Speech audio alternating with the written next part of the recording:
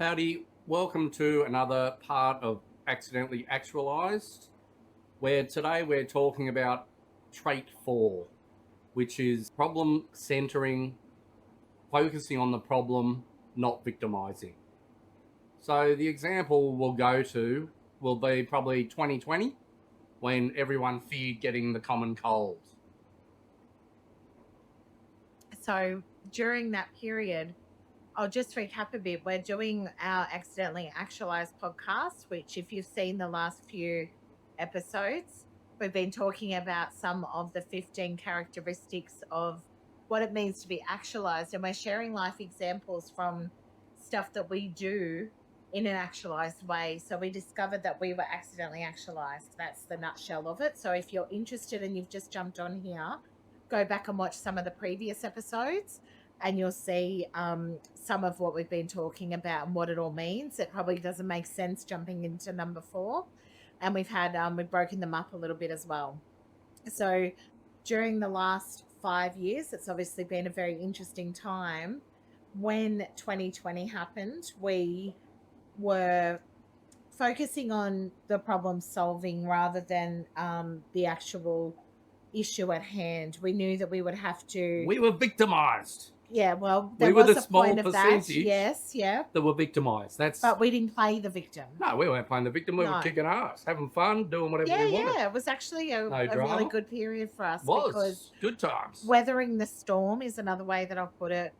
Do you reckon that was another example? Like Yeah, how we pretty weathered much. the storm? Pretty much adapting to the stupidity. And it's knowing that these things can't go on forever. Like they can't maintain some of the rules that they had in place, because it's something that can't. It affects everything. It affects the economy. It affects so people's money. Things. That's when they what give they're a really shit. worried about. You know, which they basically broke everyone. Like we're Well, broke still from it. So the Retailers Association in Australia basically stood up and said, we want everybody to come back to our shops, because it wasn't just us who weren't going in. It was also people who stood with us in protest with that, because it was obviously a little bit ridiculous at the time.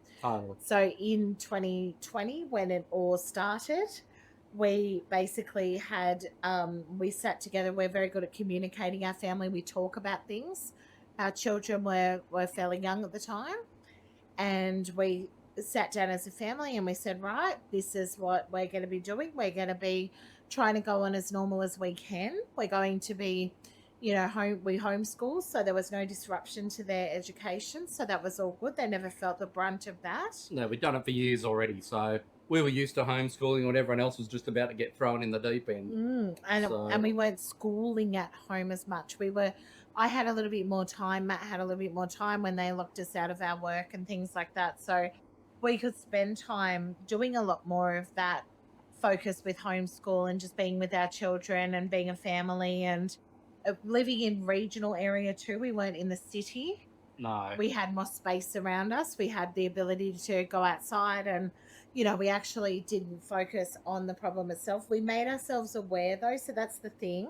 I think when Maslow's talking about problem centering, he means that you're aware of the problem. So you're educated on it. So we were researching heavily. We were trying to understand where this was going. We knew this was coming before everyone else. We had knew no before idea. main We media didn't was know how they even were talking going to do it. No, but we're seeing all the fake bullshit in China on the TV. People falling over in the streets, never getting back up again. And I was seeing that on certain sites that are pretty edgy. So we knew something was coming, and we didn't know what angle they were going to take. No, we didn't realize how clown world they were going to play it. But we basically just chilled. We were upgrading all our shit. We got, we went for like super electric mega beds and got new fridges and tellies and shit. We're like, if they're going to fuck us around, well, we're going to enjoy it. We went and bought a shitty spa. We went and... That's true. We did a lot. Yeah, we did heaps. And, and the stupid lockdowns and all the stuff that they did, just to be a bunch of assholes.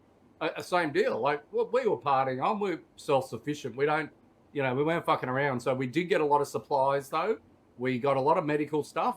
like IV drips, all sorts of stuff. So We did. We got would have oxygen been, machine. yep, oxygen machines and ozones, all sorts of stuff. It just empowered us because there was a period there, and I'm not exaggerating this at all. For everybody around the world, this was the truth in our state, in our country.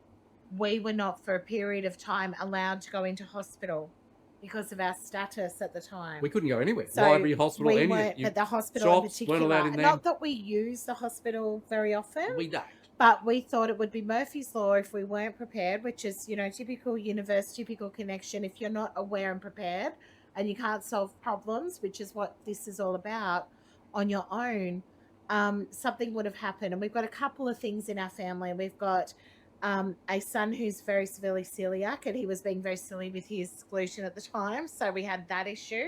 He's been in hospital for bowel obstruction before, so was fine. They just have to give him really strong, medications to get it cleared. That's happened once, but it did happen. So we were like, of course, these kind of things would occur during that. But they didn't. It didn't matter.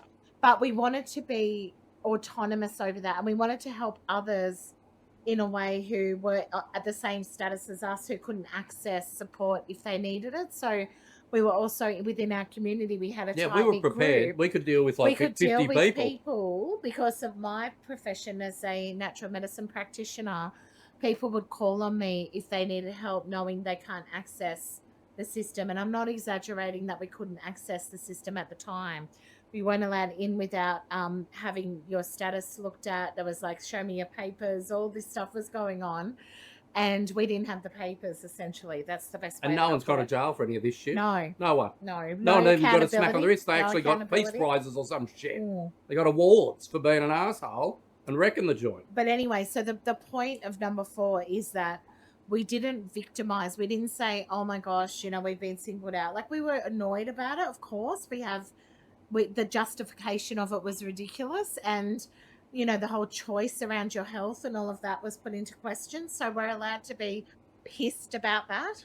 Yeah. But we weren't sitting around going, oh, woe me, there's nothing I can do, and just kind of submitting to it. We were empowered we were like, by it. Fuck you. We were empowered, fuck you. Yeah. And how dare you? Yeah. How dare you? We're not victims to this shit. No. So we just started ordering everything we needed. Sorted it in a couple of days before all the shit ran out and you couldn't get anything. Like, I'm actually, unfortunately, throwing out about 40 litres of IV bags this week to the tip because they're out of date. They were cheap, but if anything went wrong, that's what you need. That's what hospital keeps people alive with. Like, and look, I'll be honest, what we were more concerned about wasn't the thing itself.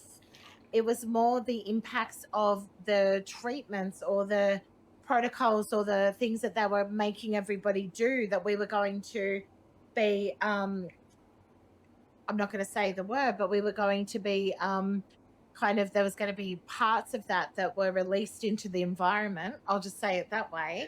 We even had our son come of age and he was ready for work right when it all happened in 2021.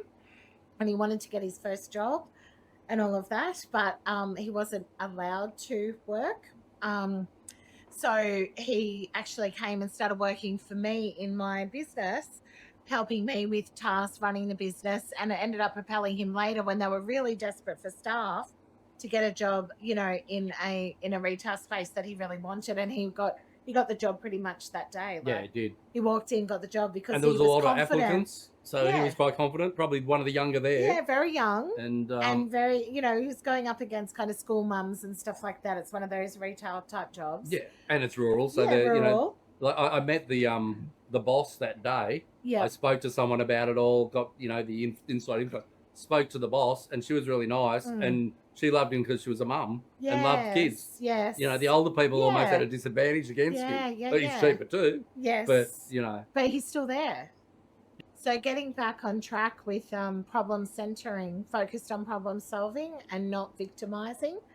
I prefer the term solution focused. We've always said that in our language as a family, is that we'd rather be solution focused than problem focused. Maslow uses problem centering, and I think it's the same kind of concept.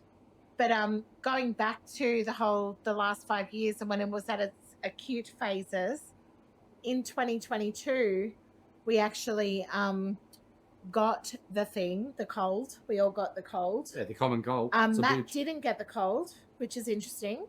despite our status. He didn't get the cold. We got the cold. He got it different at a different time to me. So that's funny, isn't it? It was very mild for us. My kids had It was gastro weird, though. symptoms. It was weird. Very different for all Everyone of was us. different. And it Very attached strange. those things that give you like superpowers, like my sense of smell. I'm a super smeller and I lost my sense of smell. So that was really unsettling for me. I'm like, I can't smell anything. So I was struggling there, but it was really, really in the whole scheme of everything, it was so minor. And I was super stoked because natural immunity was what we were aiming for. We always do when something's going around.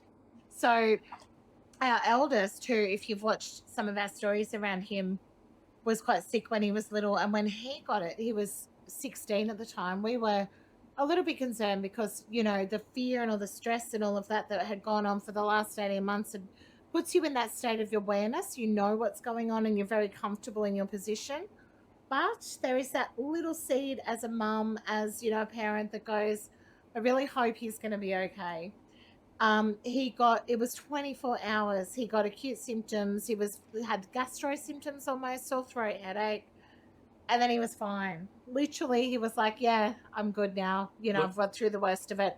And so that again perpetuated the strength of what we did with the problem originally, which was when he was sick when he was little, you know, and so we strengthened his immune system so he can weather a cold now and a you know, famous cold as well. And I think problem solving as well. Way before this happened, we planted a lot of elderberry trees. So we had stuff in our backyard. We didn't have to run to a chemist. We had stuff growing in our backyard that is now monstrous, massive. And so we had our garden had everything you needed. You didn't have to leave our house, and we didn't. And most people would probably feel really crammed and cramped down, and because they're used to just fluttering around or whatever. But like, you know, we're in a resort. We got the dodgy redneck resort running. It was so good. You know, so we had all the medicines were needed, literally growing, and they don't stop growing. And you know, you collect them and you do your shit. So it takes a lot of the panic out too, because. Like, even he was pre-dosed. Yeah, like, he was. You know, and he was dosed because we knew something was going around. You take the fucking herbs that are going to stop that before it even does it. So even if you do get it, you can minimize the replication for sure. And also, the biggest thing too was watching the shift of everyone after they had it. Was like, oh, that was nothing, you know, because obviously our kids are exposed to this information. So our kids at the time were like, oh my gosh, we have a couple of our kids do get a little bit alarmed when they get sick, bit of hypochondria, especially our second and our third child, our two middle ones. Like their mum. Yeah. But now that I've studied natural medicine, I'm a little bit better with it all. Like I feel like much more empowered with medicine, you know, and sickness and stuff. Yeah, well, you know what the doctors know as well. Yeah, so I feel you know very which empowered. pharma ones to use if you had to. So it's not like you're sitting around throwing cats in a fucking cauldron or something. Oh gosh, no. Only cat's claws sometimes. Because all the shit that everyone takes in a tablet form came from nature. Came from herbal medicine. It came from this planet. That's where it all comes from. Aspirin's, you know, is willow bark. Yeah, so, basically a synthetic form. So they're only stripping shit off a tree, and because you can't patent nature, they make it into some other product. So you're all just taking natural shit. A lot of it's become a bit Frankenstein, but now it's synthetic, and now it's, I won't even say what it is, but it's genetic. And the whole thing we're talking about was a genetic IQ test. And you've changed yours if you did it. But it's not just that. They're also putting medication. I'll get onto that another day. But the medications that you take for different things are often they're the new ones, biological, the special ones. Yep. And that's the whole rabbit hole. But anyway. And again, everyone else, like the rich people, got really rich. They did, and they're still getting really rich out of this dumb shit. And they were putting it in the media. So everyone's giving them the money. And I just remember the tenseness between some of our family members and us. Just with little things. It never goes. It would never go away. Unfortunately, we are the water's under the bridge, but we know that line in the sand now. And I watched it as a practitioner with a lot of my clients. Was you know, people splitting up over, because it's a big deal. Massive amounts of people. Not just a few people splitting up. We're talking like half your clientele are basically separating because of this time. Yeah. And they couldn't rely on each other. I think the main thing is they never hang around each other much, so they Yeah. don't know who that person is. And so if one person, is consumed by the fear and they're uptaking the information and the other person's questioning, you're going to have a chasm. Like you can't ever Massive come back from divide, that. massive. So Matt and it really cemented that we are on the same page with the big stuff. There's little stuff that we'll always disagree with, and we should have different points of view. But when it came to this, we were smack bang right straight away. No, Again, we basically nodded at each we other and did. There was, took and we action. kind of almost Yeah, laughed. Well, I will yeah. be honest, we But did here we snicker a go. little, like, oh gosh. Here But we we go. just knew in that moment that there was no, do we have to talk about this? Is there anything we need to do? We're both on the same page. Like, we're not doing this right. And I'm like, here's of course. So it wasn't even a Pure discussion. plus. Yeah. It was a bit of a laugh.